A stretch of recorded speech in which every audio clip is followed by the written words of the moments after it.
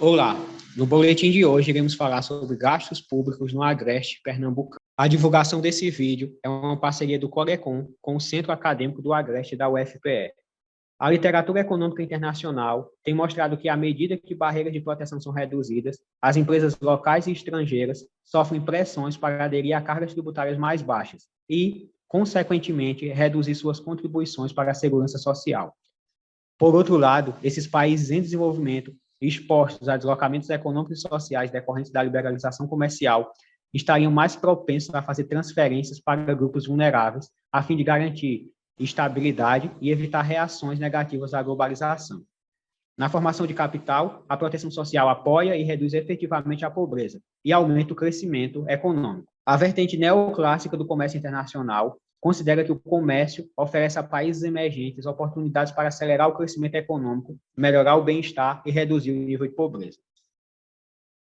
Considerando o desenvolvimento econômico e suas possíveis relações com o comércio internacional, entre 1990 e 2010, a fração da população do mundo que vive com menos do que o índice de referência de extrema pobreza de $1 por dia foi reduzida pela metade, revelando uma gloriosa vitória sobre a pobreza. O Brasil destacou-se como o maior programa de transferência de renda do mundo, que focava na parcela que vive abaixo da linha da pobreza.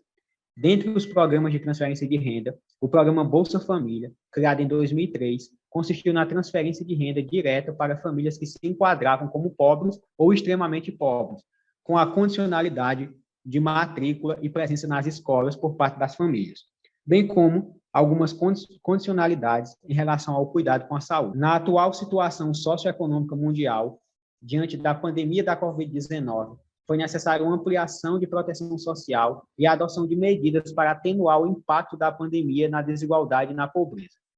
O Agreste Pernambucano, apesar de corresponder a uma das regiões mais desenvolvidas do estado de Pernambuco, em virtude das vocações agropecuária e têxtil, ainda apresenta grande dependência dos gastos com proteção, muito possivelmente justificado por indicadores de pobreza, concentração de renda, baixa segurança alimentar e baixo índice de escolaridade. De acordo com o governo federal, no período de janeiro a setembro de 2021, 11,14% da população de Santa Cruz do Capibaribe recebeu benefício social, e a média do valor do benefício por pessoa foi de R$ 163,57.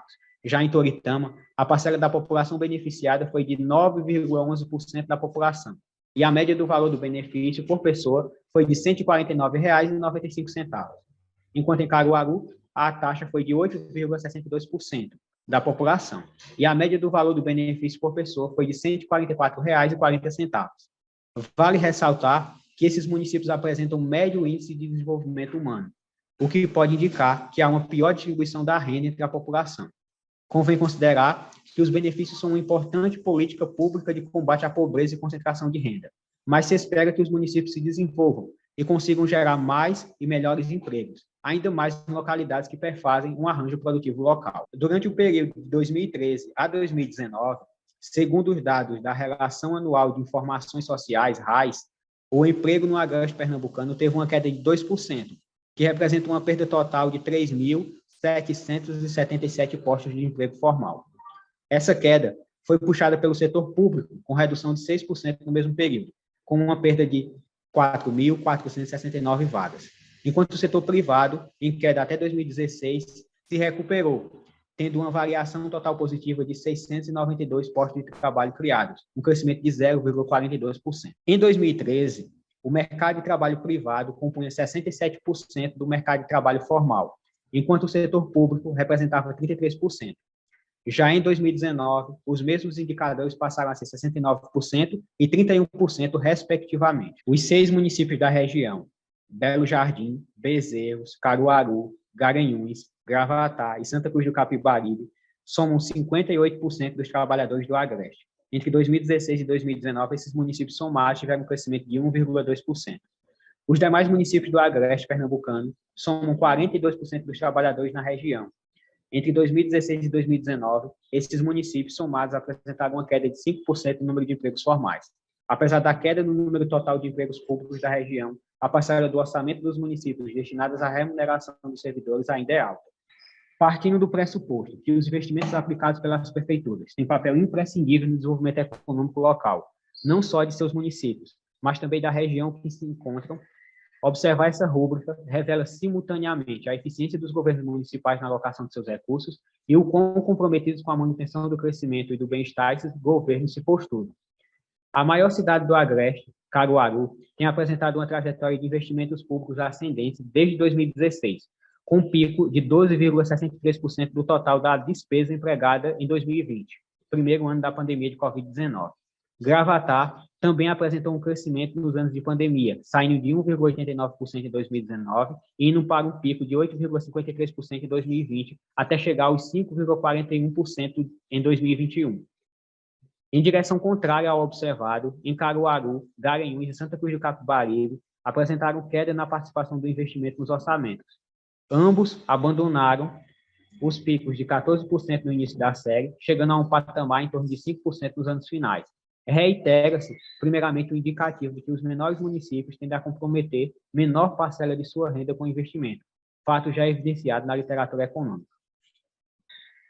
Outro ponto de destaque é um possível efeito da agenda política ligada à decisão das prefeituras em aumentar as despesas durante anos eleitorais. Os dados sugerem movimentos dessa natureza em Belo Jardim, Gravatar e Garanhuns, que aumentaram os investimentos públicos em 2016, destoando das tendências demonstradas antes e após este ano. Além do investimento percentual, uma segunda ferramenta relevante para a análise é o investimento per capita dos municípios. Caruaru, assim como no indicador de investimento percentual, apresenta uma trajetória ascendente até o ano de 2020, com um pico de 363,86% investido por habitante. O município de Gravatar, em 2019, apresentava o menor investimento per capita das cidades analisadas, com a cifra de R$ 50,68. Já em 2020, o valor sobe para R$ 244,08. A importância da cultura para o desenvolvimento econômico ganha cada vez mais importância. Hawkins já considerava há mais de 20 anos que a geração de valor a partir do intangível faz com que o setor cultural tenha uma abrangência maior e ganhe força no desenvolvimento econômico juntamente com a inovação. Conhecida mundialmente como a capital do forró, Caruaru é rica em cultura e atrativos turísticos. Ao fazer parte da rota turística do programa Meu Destino é Brasil, a importância da cultura para o desenvolvimento econômico ganha cada vez mais importância. Hawkins já considerava há mais de 20 anos que a geração de valor a partir do intangível faz com que o setor cultural tenha uma abrangência maior e ganhe força no desenvolvimento econômico juntamente com a inovação. Conhecida mundialmente como a capital do forró, Caruaru é rica em cultura e atrativos turísticos. Ao fazer parte da rota turística do programa Meu Destino é Brasil, ganha destaque na região como polo turístico, econômico e cultural.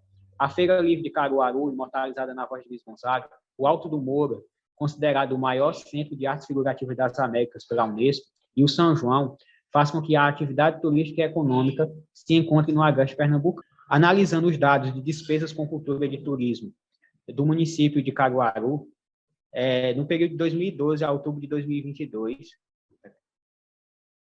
analisando os dados de despesas com cultura e turismo do município de Caruaru, no período de 2012 a outubro de 2022, pode-se observar que, em média, cerca de 67,39% dos recursos são destinados às despesas com a subfunção de difusão de cultura.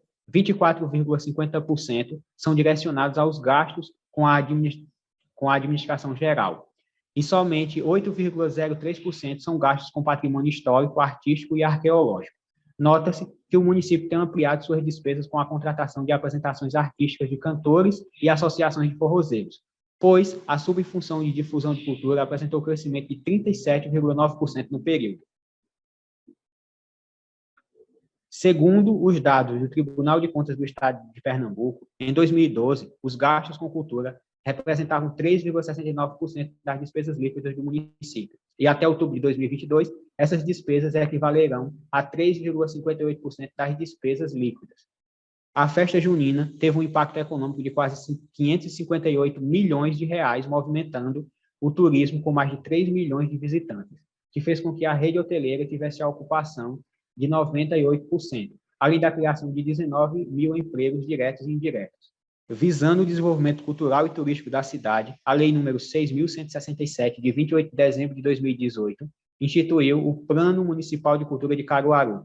Dentre os programas deste plano, os programas de ações culturais e gestão da Fundação de Cultura e Turismo de Caruaru merecem destaque pelas ações e aporte de despesas realizadas pelo município.